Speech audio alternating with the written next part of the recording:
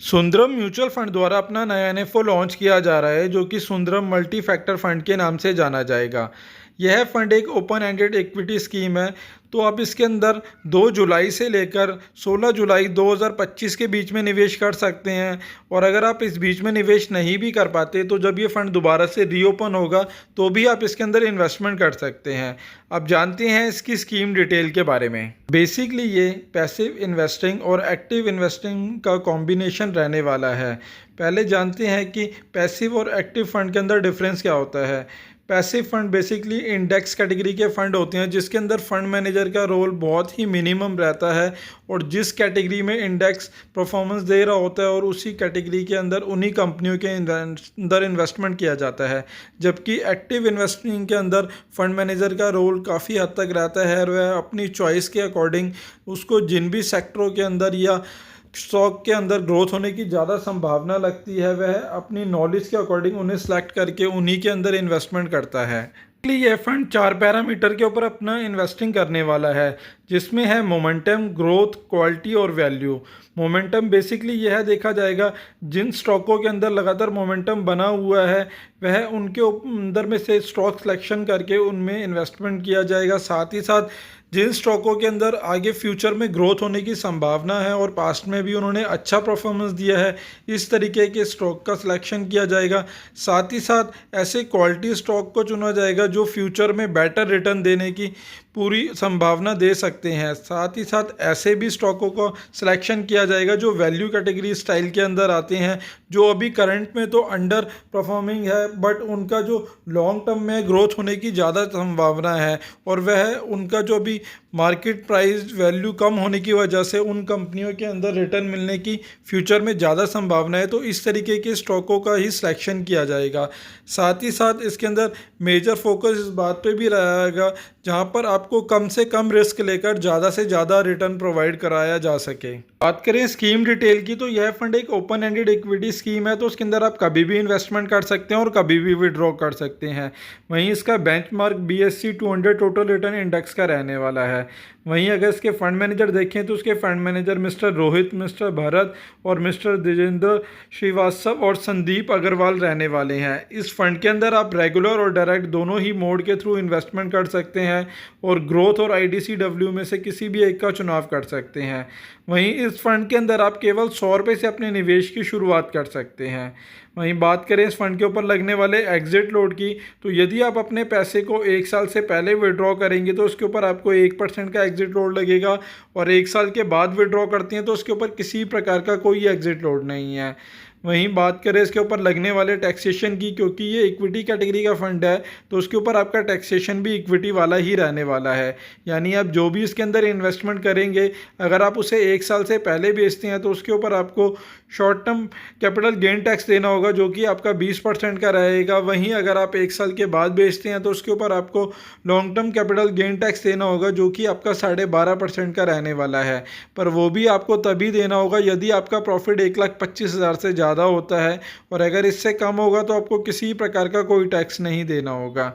वहीं दोस्तों अगर आप इस फंड के अंदर इन्वेस्टमेंट की सोच रहे हैं तो इन्वेस्टमेंट से पहले एक बार अपने फाइनेंशियल एडवाइज़र से सलाह जरूर ले लें और आपका नज़रिया लॉन्ग टर्म का हो तो ही आप इसके अंदर इन्वेस्टमेंट की सोचें। इस म्यूचुअल फंड द्वारा अपना नया एनएफओ लॉन्च किया जा रहा है जो कि एक्सिस सर्विसेज अपॉर्चुनिटी फंड के नाम से जाना जाएगा। इस एनएफओ के अंदर आप 4 जुलाई से लेकर 18 जुलाई 2025 के बीच में निवेश कर सकते हैं। वहीं अगर आप इस बीच में निवेश नहीं भी कर पाते तो जब ये फंड दोबारा से रीओपन होगा तो भी आप इसके अंदर इन्वेस्टमेंट कर सकते हैं। अब जानते हैं इसकी स्कीम डिटेल के बारे में।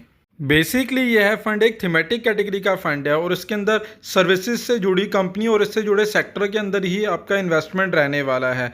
अगर सर्विसेज सेक्टर की बात करें तो उसके अंदर कौन कौन से सब सेक्टर आते हैं तो उसके अंदर बात करें तो बैंकिंग सेक्टर हो गया, आपका इंश्योरेंस सेक्टर हो गया, रेस्टोरेंट सेक्टर हो गया, मीडिया एंड एंटरटेनमेंट सेक्टर हो गया, ट्रैवल सेक्टर हो गया, होम डिलीवरी सेक्टर हो गया, इंटरनेट सेक्टर हो गया, हॉस्पिटैलिटी सेक्टर हो गया और इसके अलावा ऑनलाइन शॉपिंग से जुड़ी जो अलग अलग कंपनियां हैं उनसे जुड़े सर्विसेज सेक्टर भी ये सब इसके अंदर इंक्लूड होंगे। आज की डेट में अगर हम बात करें तो हम किसी भी फील्ड के अंदर देखते हैं तो सर्विसेज सेक्टर की बहुत ही ज़्यादा डिमांड है, क्योंकि कोई भी सेक्टर विदाउट सर्विसेज के आगे ग्रोथ नहीं कर सकता। तो इसलिए इस फंड के अंदर बेसिकली जो आपका निवेश रहने वाला है वह इसी सर्विसेज सेक्टर से जुड़ी कंपनी और इसी से जुड़े सेक्टर के अंदर ही रहने वाला है। सर्विसेज सेक्टर के अंदर अगर स्टॉक देखें तो उसके अंदर बेसिकली 500 स्टॉक आते हैं, जिसमें अगर हिस्सेदारी की बात करें तो सबसे ज़्यादा हिस्सेदारी फाइनेंशियल सर्विसेज की है, जिसकी 59% की हिस्सेदारी है। वहीं इंफॉर्मेशन टेक्नोलॉजी की 19% की हिस्सेदारी है। टेलीकॉम की 7% की हिस्सेदारी है। पावर की हिस्सेदारी की बात करें तो उसकी 5% की हिस्सेदारी है। कंज्यूमर सर्विसेज की 4% की हिस्सेदारी है। वहीं हेल्थ केयर की 2% की हिस्सेदारी है और सर्विसेज की 3% की हिस्सेदारी है। तो इस तरीके से आप देख सकते हैं कि अलग अलग सभी सब सेक्टर इस सर्विसेज सेक्टर के अंदर इंक्लूड होते हैं। बात करें स्कीम डिटेल की तो यह फंड एक थीमेटिक कैटेगरी का फंड रहने वाला है। तो यदि अगर आप बिगनर इन्वेस्टर हैं तो आप थीमेटिक कैटेगरी के फंड से दूरी ही बना के चले, बट मेच्योर इन्वेस्टर हैं तो अपने रिस्क प्रोफाइल को देखते हुए कुछ पोर्शन आप थीमेटिक कैटेगरी के फंड में भी इन्वेस्टमेंट कर सकते हैं। बट इन्वेस्टमेंट करने से पहले एक बार अपने फाइनेंशियल एडवाइज़र से सलाह जरूर ले लें। वहीं बात करें इसके बेंचमार्क की तो उसका benchmark Nifty services sector total return index का रहने वाला है। बात करें इसके फंड मैनेजर की तो उसके fund manager mister Sachin, mister Shreyas और मिस्टर कृष्णा रहने वाले हैं। वहीं इस फंड के अंदर आपका नज़रिया अगर 5 साल या उससे ज़्यादा का हो तो ही आप इन्वेस्टमेंट की सोचें। वहीं इसके अंदर आप 100 रुपये से अपने निवेश की शुरुआत कर सकते हैं। बात करें इस फंड के ऊपर लगने वाले एग्जिट लोड की तो यदि आप अपने पैसे को 1 साल से पहले अगर 10% तक विड्रॉ करते हैं तो उस पर किसी प्रकार का कोई एग्जिट लोड नहीं है। वहीं इससे ऊपर के अमाउंट के ऊपर आपको 1% का एग्जिट लोड लगेगा यदि 1 साल से पहले आप विड्रॉ करेंगे, और अगर 1 साल के बाद विड्रॉ करते हैं तो किसी प्रकार का कोई एग्जिट लोड नहीं है। वहीं बात करें इसके ऊपर टैक्सेशन की, क्योंकि ये थीमेटिक कैटेगरी का फंड है साथ ही एक इक्विटी कैटेगरी का फंड भी है, तो उसके ऊपर टैक्सेशन जो आपका रहने वाला है वह इक्विटी कैटेगरी का ही रहने वाला है और इसके ऊपर आपका इक्विटी टैक्सेशन लगेगा। यानी आप जो भी इन्वेस्टमेंट करेंगे और उसके ऊपर आपको जो भी प्रॉफिट होगा अगर आप उसे 1 साल से पहले बेचते हैं तो उसके ऊपर आपको 20% का short term capital gain tax देना होगा। वहीं अगर आप अपने प्रॉफिट को 1 साल के बाद बेचते हैं तो उसके ऊपर आपको जो भी प्रॉफिट होगा उसके ऊपर आपको 12.5% का long term capital gain tax देना होगा, जो कि आपका 12.5% का रहने वाला है। पर यह भी आपको तभी देना होगा यदि आपका प्रॉफिट 1,25,000 से ज़्यादा होता है, और अगर उससे कम होता है तो आपको किसी प्रकार का कोई टैक्स नहीं देना होगा। वहीं दोस्तों, अगर आप इस फंड के अंदर निवेश की सोच रहे हैं तो इन्वेस्टमेंट करने से पहले एक बार अपने फाइनेंशियल एडवाइज़र से सलाह ज़रूर ले लें, और आपका नज़रिया कम से कम 5 से 7 साल का हो तो ही इसके अंदर इन्वेस्टमेंट की सोचें। आज म्यूचुअल फंड द्वारा अपना नया एनएफओ लॉन्च किया जा रहा है, जो कि Bajaj Finserv small cap fund के नाम से जाना जाएगा। इस एनएफओ के अंदर आप 27 जून से लेकर 11 जुलाई 2025 के बीच में निवेश कर सकते हैं। वहीं अगर आप इस बीच में निवेश नहीं भी कर पाते तो जब ये फंड दोबारा से रीओपन होगा तो भी आप इसके अंदर इन्वेस्टमेंट कर सकते हैं। पहले जानते हैं कि स्मॉल कैप कैटेगरी के अंदर कौन सी कंपनियां आती हैं। बेसिकली मार्केट कैपिटलाइजेशन के अकॉर्डिंग 1 नंबर से लेकर 100 नंबर तक की कंपनियों को लार्ज कैप में काउंट किया जाता है। 101 से लेकर 250 नंबर तक की कंपनियों को मिड कैप के अंदर काउंट किया जाता है, और 251 से ऊपर की कंपनियों को स्मॉल कैप के अंदर काउंट किया जाता है। तो बेसिकली इसके अंदर जो आपका मेजर इन्वेस्टमेंट रहने वाला है वह स्मॉल कैप कैटेगरी की कंपनियों में ही आपका इन्वेस्टमेंट रहने वाला है।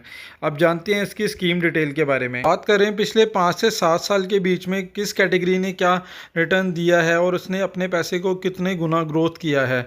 जहां लार्ज कैप की बात करें तो इसने लगभग 5 से 7 सालों में 14% तक का रिटर्न दिया है। वहीं मिड कैप के अंदर इसने 21% तक का रिटर्न दिया है। वहीं स्मॉल कैप की बात करें तो इसने लगभग 27% से ज़्यादा का रिटर्न दिया है।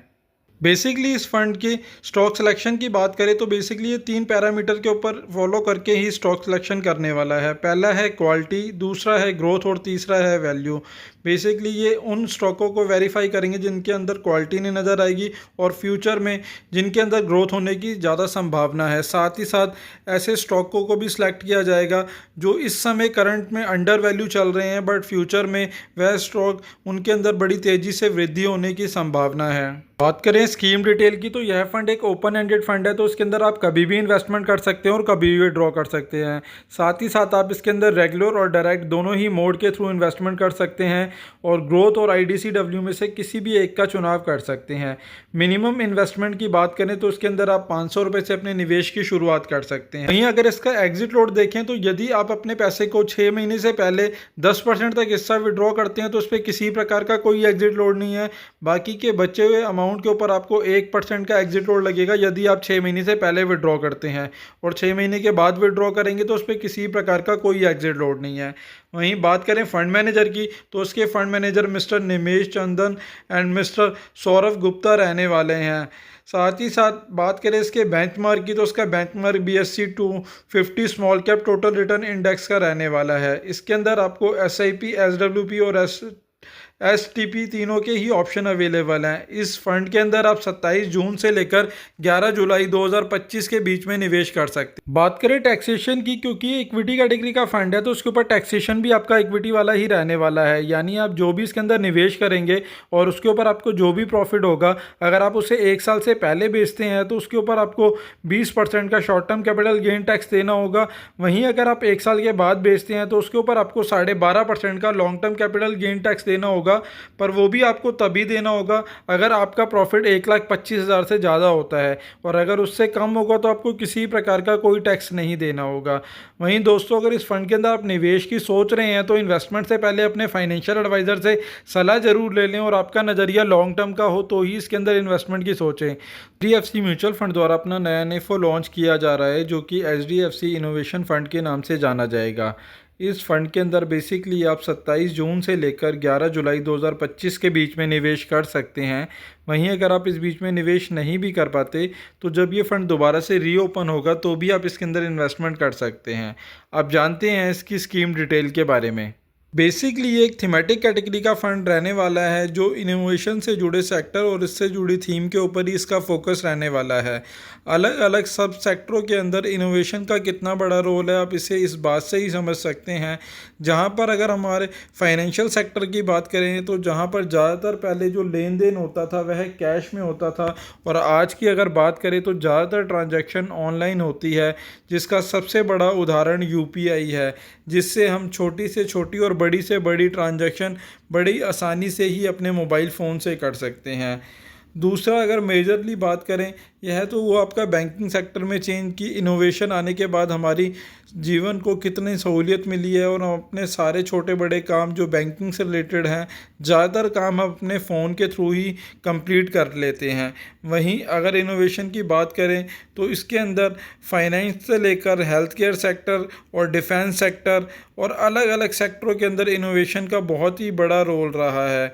जहां पर अगर बात करें तो आज की डेट में जहां कोई कॉमर्स कंपनियों ने इसे बहुत ही आसान बना दिया है, जहां पर हम अपने पहले राशन का सामान भी ज़्यादातर लोग लेने के लिए ज़्यादातर अपने आसपास के लोकल स्टोरों पर जाते थे, वहीं अगर आज की बात करें तो हम घर बैठे कहीं से भी अपना सामान ईज़िली ऑर्डर कर सकते हैं। वह चाहे राशन का सामान हो या बड़े से बड़ा कोई प्रोडक्ट हो, हम इसे ईज़िली अपने घर बैठे ही इनोवेशन के ज़रिए ही ये सब कुछ संपन्न हो पाया, और अपना काम हर चीज़ घर बैठे ही ईज़िली कर पाते हैं, और हमें जिस भी चीज़ की रिक्वायरमेंट होती है ज़्यादातर ऑनलाइन हमें घर पर ही मिल जाती है।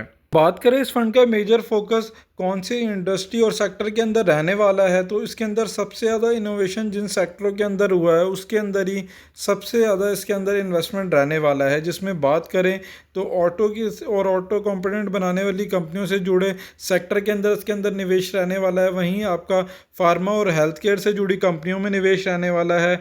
एनर्जी और पावर से जुड़ी कंपनियों के अंदर आपका निवेश रहने वाला है।